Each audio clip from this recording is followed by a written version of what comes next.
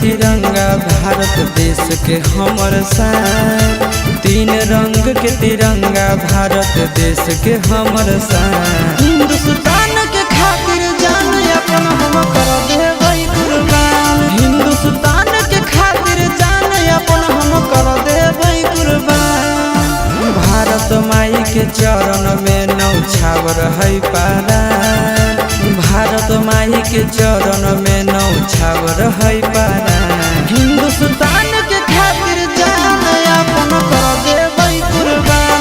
हिंदुस्तान के खातिर जान अपन हम कर देबै कुर्बान।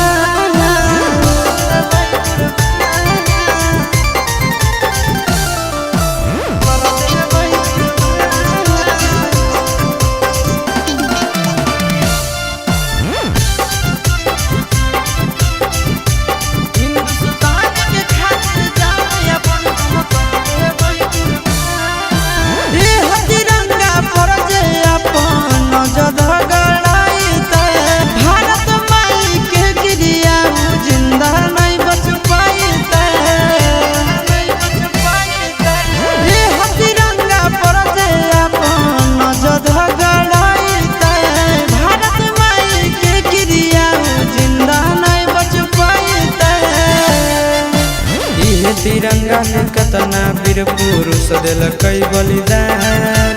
इहे तिरंगा में कितना वीर पुरुष दिलकै बलिदान।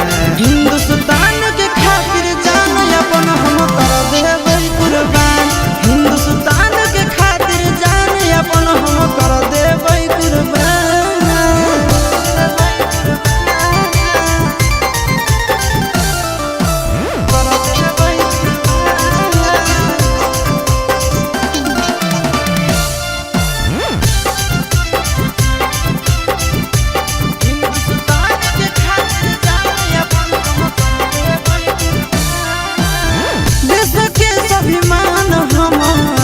से है बढ़ के झंडा फहराइबै दुश्मन के छाती पर गाड़ के।